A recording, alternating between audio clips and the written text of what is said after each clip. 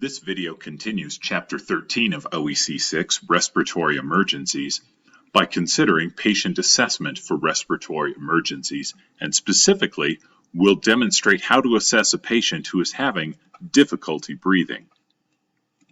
Some key terms to consider: what does wheezing sound like? What is crepitus as a finding? And how do we describe bradypnea, which is slow breathing?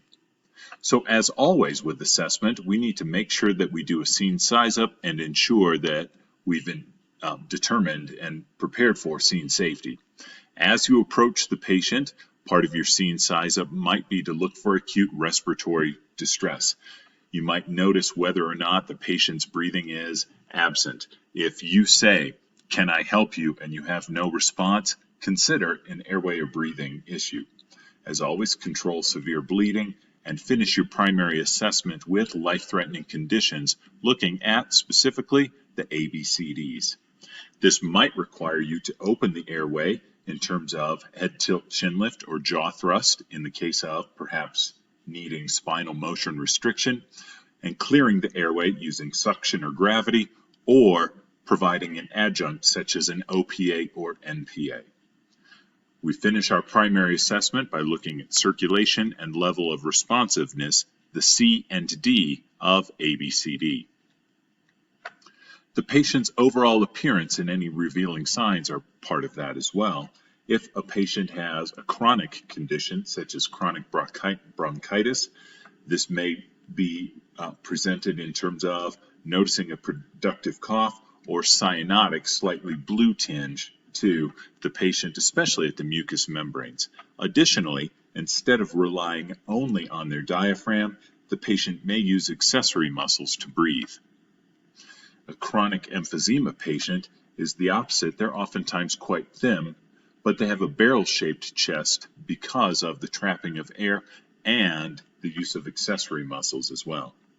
A patient with asthma may present with audible wheezing, which is a high-pitched sound because of constriction of the bronchi.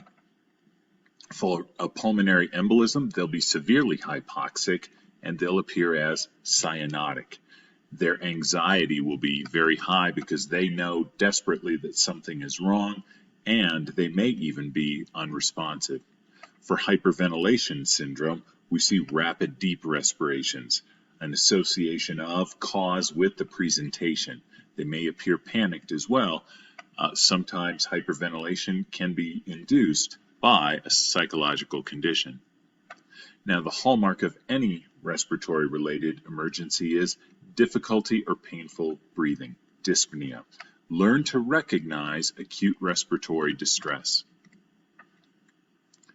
Now, one of our other respiratory emergencies described in the previous video and at the first part of Chapter 13 is this airway obstruction or choking, and that can manifest itself with an inability to speak. Other things to look for are difficulty breathing as manifested by panting or gasping or pursed lips. Tachypnea, greater than 30 respirations per minute, or bradypnea, fewer than 10 respirations per minute, are also indicators of acute respiratory distress. Patients who are having problems breathing will often assume a tripod position. They will lean forward and place their hands on their thighs or knees, supporting their upper body, and this position lets the chest wall move outward and incorporate the accessory muscles much more. This will assist with their breathing. They rely not exclusively on their diaphragm. We'll see flaring of the nostrils and movement of the shoulders as they try to breathe deeply on inhalation. As we move on through our assessment, notice also if they're incorporating not just accessory muscles of the thorax, but abdominal muscles as well. This will manifest itself sometimes on exhalation, assisting with forcing air out of the lungs.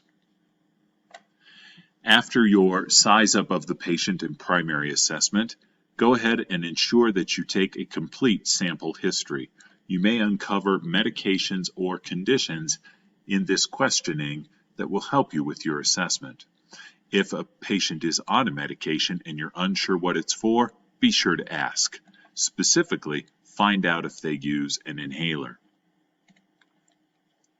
Any associated symptoms with that may appear productive cough or fever if it's due to some sort of perhaps acute infectious condition, and then find out about any past medical problems, such as whether or not they are a COPD or asthma patient.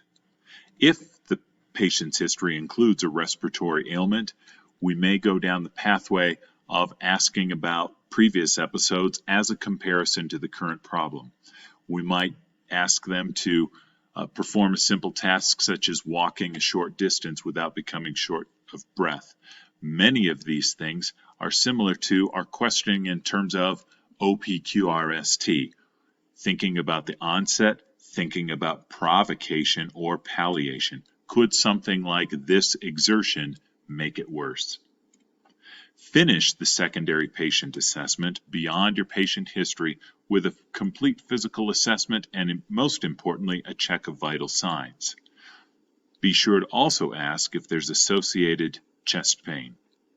Here we see additional questioning, very similar to our OPQRST, the duration of the symptoms and previous attempts at treatment, and a history of the problem.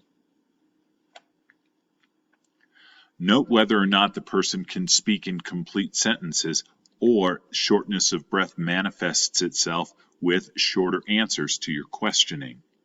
If needed, you may ask the patient simple yes or no questions to allow them to be more comfortable. Skin color is also an important clue for assessing a patient who may be experiencing a respiratory emergency. Specifically, around the patient's eyelids, lips, and fingernail beds, we may see indication of cyanosis, some bluing of their skin tissue. Move on to the rest of the physical exam and pay careful attention to the chest exam, looking for any crackling that indicates emphysema, which also may be due to a pneumothorax. That is, air or gas beneath the skin perhaps leaking from the tissues. Obtain a complete set of vital signs. Respirations not only rate, but also make note of rhythm, depth, and quality. Count the breaths for 30 seconds and multiply by 2 as you would ordinarily take vital signs. Now, vital signs will change over time, and if the situation is very acute, as with any critical patient, repeat the vital signs every 5 minutes and make sure that you note the trend. If it's a favorable trend, perhaps an increased respiratory rate decreases to normal, for example, or note if it's an unfavorable trend. Some ominous signs would be a respiratory rate less than 8 per minute or greater than 30 per minute in an adult, noting that the normal rate is typically 12 to 20. Specific to hyperventilation, which may be caused by tachypnea, that is, a very high respiratory rate, understand that they can only maintain that rapid rate for typically a short period of time.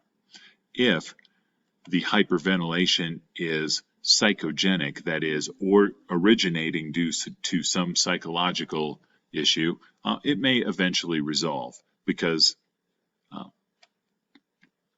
of a change in the patient's status. One of the key signs or symptoms of hyperventilation is paresthesia, that is, tingling around the lips, hands, or feet. We may also see some muscle cramping and not being able to open their hands, and sometimes some contortion of hands and fingers as well. Finally, in a clinical setting, we can assess the patient by listening to breath sounds. Listening with the stethoscope, we're going to also consider rate, rhythm, depth, and quality, looking for normal breath sounds that are regular, relatively quiet, and equal for both lungs.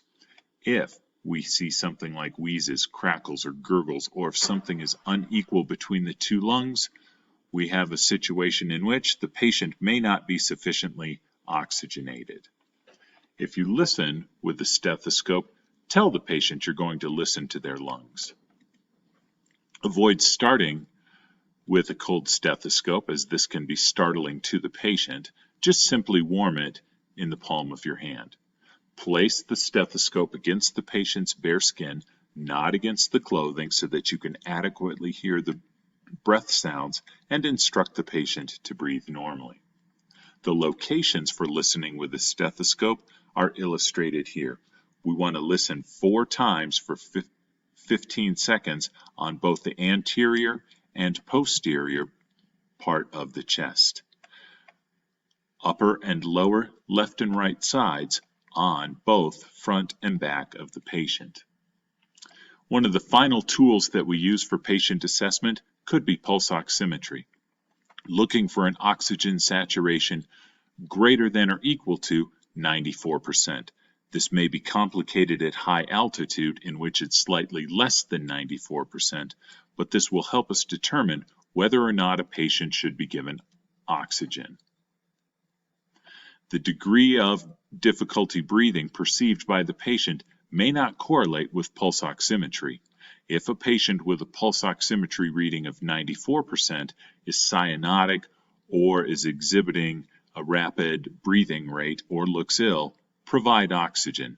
Be sure to treat the patient, not the number.